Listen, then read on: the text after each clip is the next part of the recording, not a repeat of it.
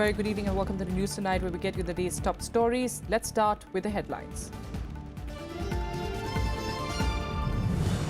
India reacts to China's action in renaming 6 places in Arunachal Pradesh. External Affairs Ministry says renaming or inventing names do not make illegal occupation legal.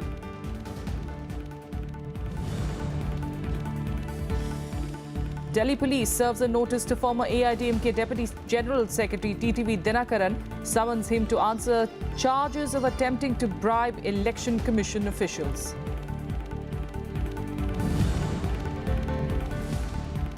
UP Anti-Terrorism Squad and Delhi Police Special Cell arrest 4 people on suspicion of planning terror activities for the ISIS. Suspects believed to be part of an IS module looking for potential recruits. And from West Bengal to Rajasthan and Punjab, fierce heat wave rages across the country. Mercury crosses the 40-degree mark in many places.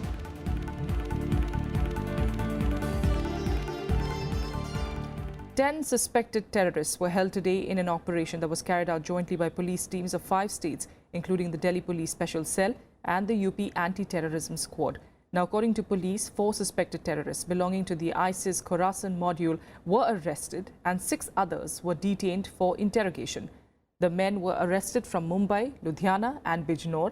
The suspects are alleged to be part of an ISIS module that is looking for potential recruits in several states, including Bihar, UP and Maharashtra. According to sources, the group was also planning several terror strikes in many states. The raids were also carried out in Bihar's Narkatiyaganj and UP's Muzaffarnagar district.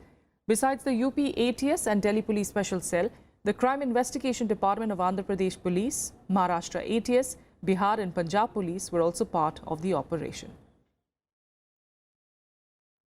Self-guided, self-radicalized, अपने आप को खुद ही किन्हीं माध्यम से उन्होंने अपने आप को प्रेरित किया है और वो इस प्रकार से कोई ग्रुप बनाया है उन्होंने जिसके कारण जो मिलकर एक घटना करना चाहते थे, उसी को लेकर ये ऑपरेशन किया गया और इन लोगों की गिरफ्तारी हुई है। जैसे कि सर्वेलेंस में पाया कि ये लगातार आपस में विचार विमर्श कर रहे थे किसी एक घटना को कारित करने के लिए और उसकी तैयारी में ये लोग लगे थे।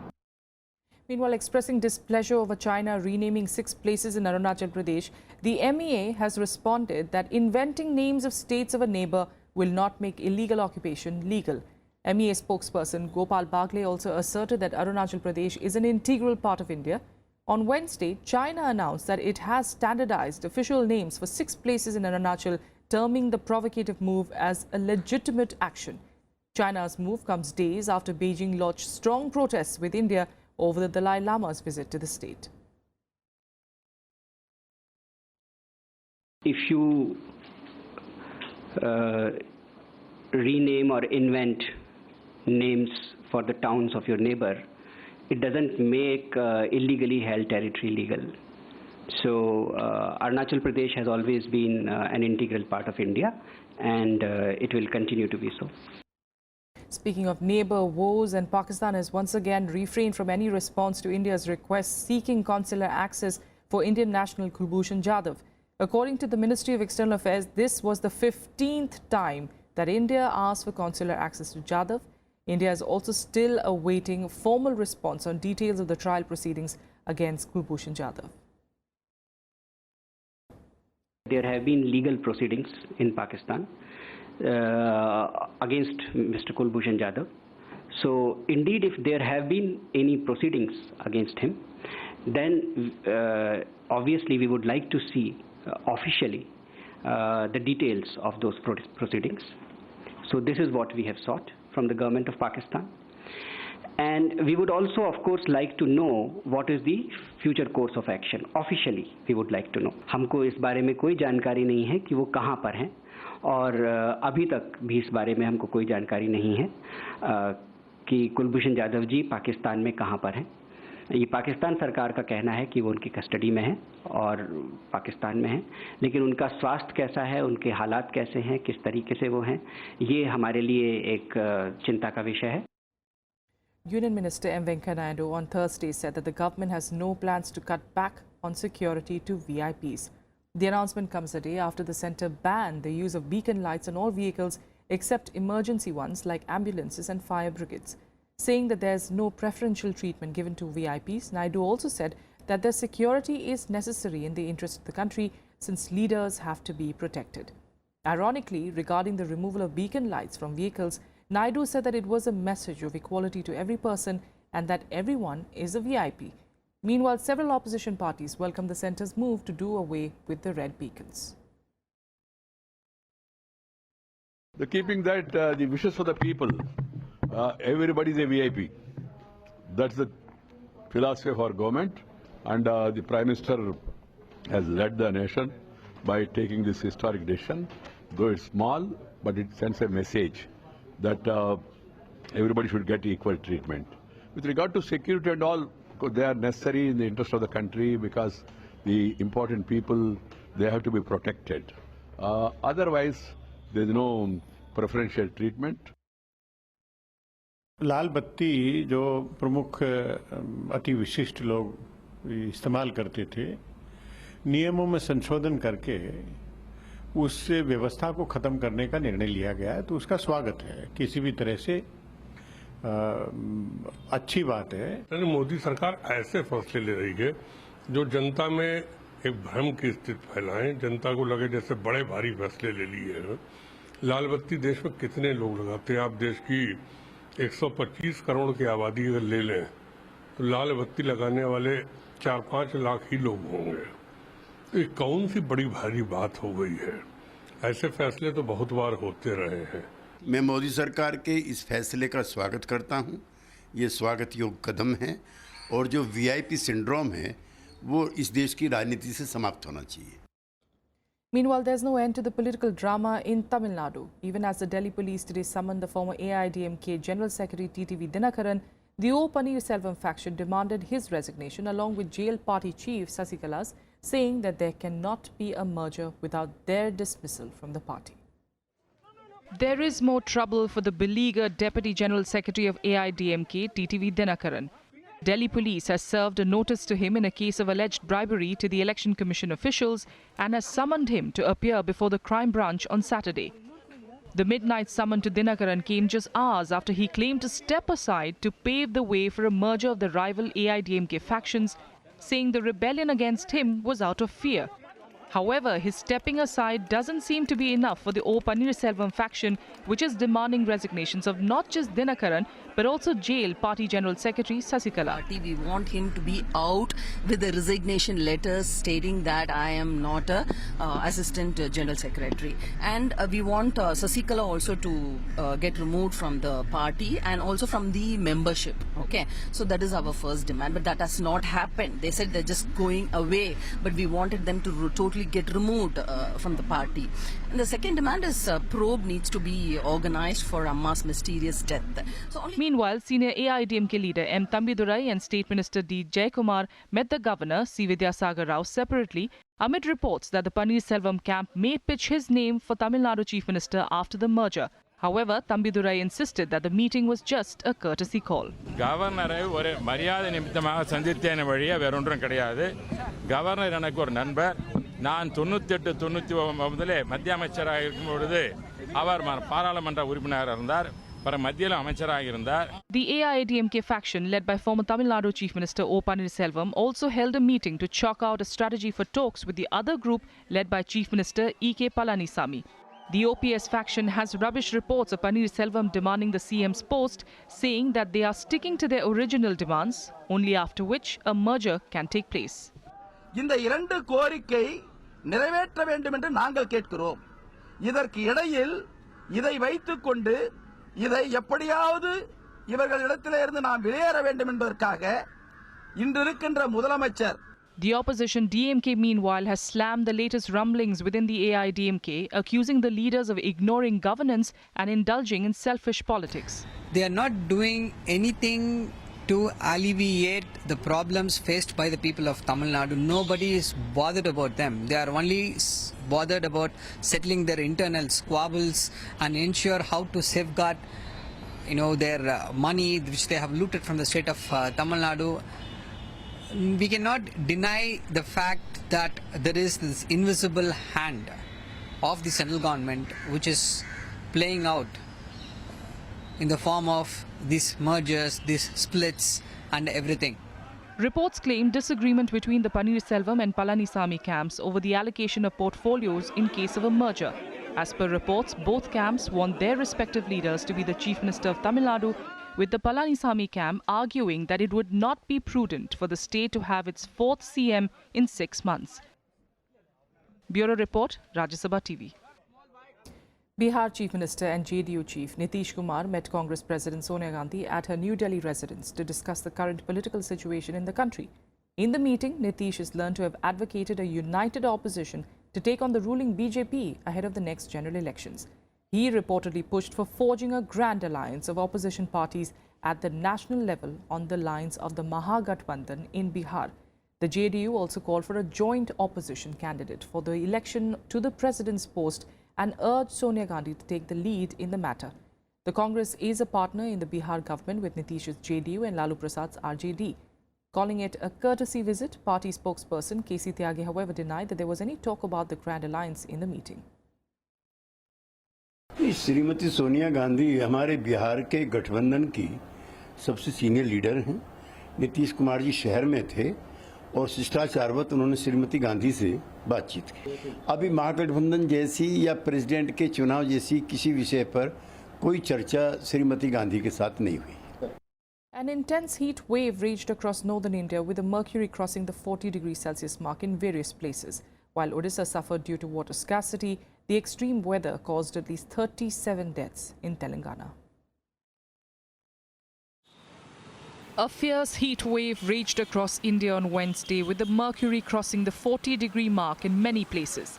The most intense heat was felt across states stretching from West Bengal to Rajasthan and Punjab. National capital Delhi saw temperatures at 44°C, while Odisha grappled with water scarcity.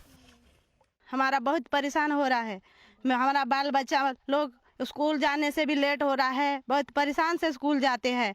हम यहाँ से पानी पीने का पानी लेके खाना पका के स्कूल भी जाने से बहुत हमको असुविधा हो रहा है। क्या हमारा हक नहीं है? क्या पीने का पानी हमको थोड़ा भी नहीं मिल रहा है?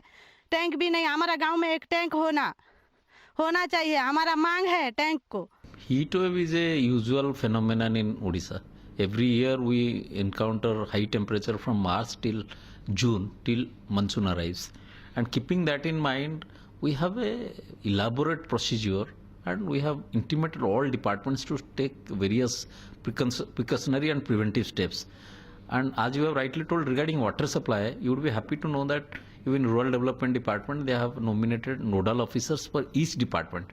At least 37 people died due to extreme heat in Telangana, where summer holidays were declared for the government and private schools from Wednesday onwards, 5 days in advance. The maximum temperature was above normal by 2 to 4 degrees at many places. It's really very hot. We are asking our management to give us summer holidays. We don't even have those. The moisture content in the atmosphere was past 2-3 days was very less. It was below 20%, and due to that reasons the temperatures have gone up during the past 2-3 days. Maharashtra also reeled with temperatures settling way above the 40-degree mark. Vidarbha region saw the mercury touching 46 degrees. A heat wave alert was sounded in parts of Maharashtra and Vidarbha region.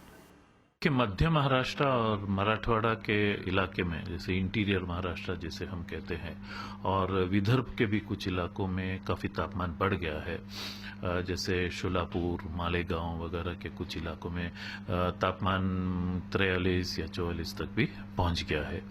तो हमने आने वाले 2 दिनों के लिए मध्य महाराष्ट्र में heat wave होने की संभावना दी है। Maximum temperature in Varanasi was an uncomfortable 40 degrees Celsius. Roads were deserted as people stayed indoors. गर्मी तो इस समय काफी ज्यादा पड़ रही है। सारा पूरा बनारस जिला गर्मी से तप रहा है और जो स्थिति बनी हुई कि लोग निकलना मुश्किल समझ रहे हैं। इस समय दोपहर के समय में जब भी निकलना है, सुबह में निकलना है, शाम में निकलना है, दोपहर को तो यह स्थिति है कि लोग सड़कों पे चलना दूभर समझ रहे हैं। जिस तरीके की गर्मी पड़ रही है, काफी तेज गर्मी पड़ रही है। With expectations of a return of the El Nino weather pattern, the summer is predicted to be hotter than usual. Bureau Report, Rajya Sabha TV. In other news, the NGT on Thursday criticized Sri Ravi Shankar for his statement blaming the centre and the Green Panel for the damage to the Yamuna floodplains. Describing the statement as shocking, the tribunal claimed that the Art of Living founder has no sense of responsibility. The observations came after the petitioner informed the tribunal about Ravi Shankar's statement where he blamed the government and the NGT for permitting his NGO to hold the World Culture Festival on the floodplains of River Yamuna. The tribunal also directed the Art of Living and other parties to file their replies and objections to the expert panel's report. Earlier, an expert committee told the NGT that 42.02 crore rupees will be required to restore Yamuna floodplains. Responding to the verdict of the NGT in a series of tweets, Sri Ravi Shankar said that the Art of Living has done no wrong. हम लोगों ने court के आगे ये submit किया है कि जो फाइनेंशियल एस्पेक्ट्स हैं उस रिपोर्ट के और जो कंक्लूजन रिपोर्ट है हमें सिर्फ पिछले ही हफ्ते दिया गया है. So we have requested for a little more time from the court to file our response to that. NGT ने जिस तरह की बयान आज की है, मुझे लगता है कि एनजीटी पूरी तरह से बायस्ड हो रही है और समझ में नहीं आ रहा ये पैनल किस तरह से काम कर रही है. All right, with that a quick break. Up next, we get to more national and international news. Stay with us.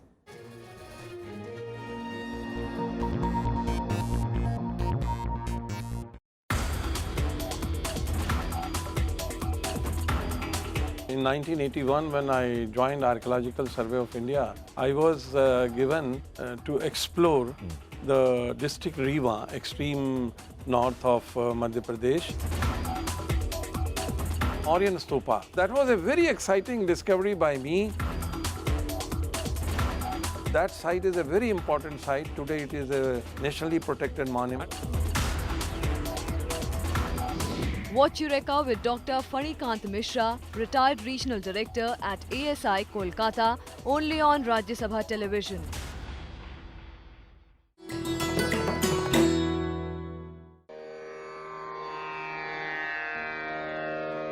The sacred relics of Buddha were unearthed in Piprava in Uttar Pradesh. Buddhist monks from all over the world visit the National Museum to pay their respects. These charred bone fragments of Buddha are housed in the gold canopy gifted by the royal family of Thailand.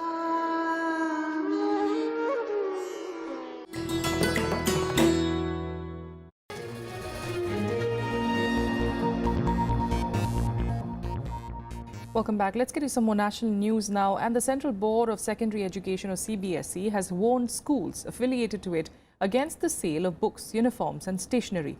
It reminded them that educational institutions are not commercial establishments.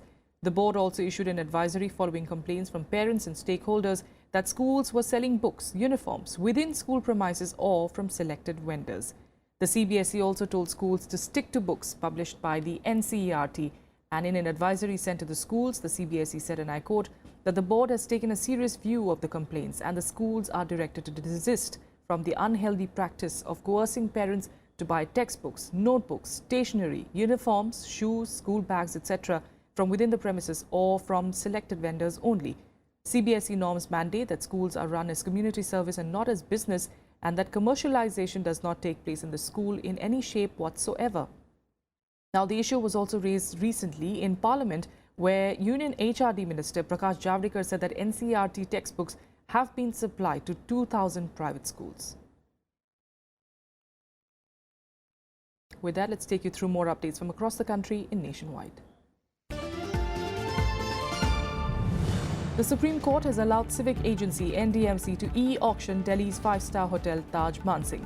The court also asked the NDMC to grant 6 months' time to the company to vacate the hotel in case they lose out in the e-auction. The property, owned by NDMC, was given to the Tata Group on a lease of 33 years that ended in 2011. However, the company was given 9 temporary extensions on various grounds, with 3 being granted last year itself. Himachal Pradesh Chief Minister Veerbhadra Singh on Thursday appeared before the Enforcement Directorate in connection with a money laundering case registered against him and others. The agency has summoned Singh in order to record his statement in the case. The agency also confronted him with documents it has seized and recovered so far.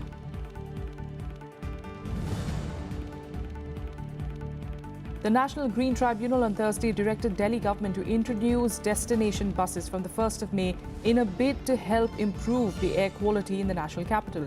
The Green Panel asked the government to run the point-to-point buses on an experimental basis from spots where it is convenient for the public at large.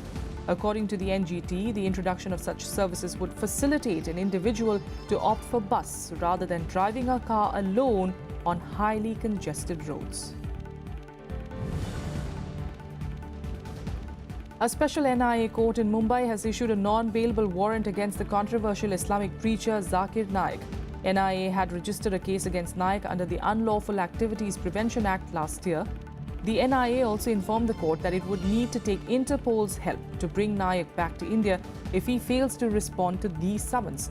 Naik left India allegedly to evade arrest after some perpetrators of the Dhaka terror attack last year claimed that they were inspired by him. All right, international news. And the Pakistani Supreme Court today ordered an investigation against Prime Minister Nawaz Sharif in connection with the Panama Papers case. The verdict delivered by a 5-judge bench was split 3-2, with only 2 judges submitting dissenting notes against Sharif, while 3 others favoured a JIT probe. Now, the court also ordered Sharif and his 2 sons to appear before the joint investigation team that has to submit its report in 60 days. The case relates to alleged money laundering by Sharif in 1990s when he twice served as Prime Minister to purchase assets in London. The verdict brings temporary relief to Nawaz Sharif as he will not be disqualified as the Prime Minister. Now, China successfully launched its first cargo spacecraft on Thursday, taking another step towards its goal of establishing a permanently manned space station by 2022. The Tianzhou-1 cargo resupply spacecraft was lifted off on a Long March 7 Y2 rocket from the Wencheng Space Launch Center in the southern island province of Hainan. In space, the cargo ship will dock with the orbiting Tiangong-2 Space Lab, providing fuel and other supplies and conducting space experiments before returning. This is what the Xinhua news agency has reported. The spacecraft can carry 6 tons of goods, 2 tons of fuel, and can carry unmanned, in fact fly unmanned, for 3 months. It is the first cargo ship independently developed by China. And here are more international news updates in Global Buzz. Australia has unveiled major changes to the citizenship process. Prime Minister Malcolm Turnbull has said that aspiring citizens will have to undergo tougher tests on their English language skills and ability to demonstrate Australian values. Migrants are also required to demonstrate support for religious freedom and gender equality. Turnbull said that the changes will ensure that migrants were better integrated into the community. At least 17 people were killed after a landslide hit several neighborhoods in Colombia's Manizales. In fact, a search is on for at least 7 others who are missing. Running water, electricity and gas services were reportedly being suspended. This is the second deadly landslide in the country this month. Recent heavy rains have endangered residents in dozens of provincial towns.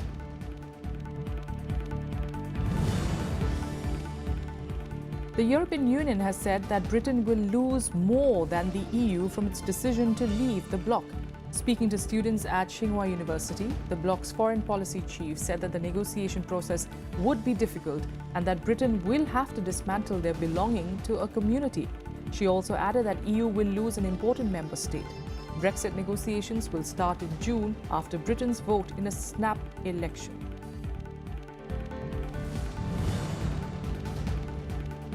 US and South Korean air forces conducted a joint air exercise in South Korea's Gunsang on Thursday amid mounting tensions on the Korean peninsula. About 1,500 US and South Korean pilots and 80 aircraft, including F-16s and F-15Ks, were participating in the annual Max Thunder exercise.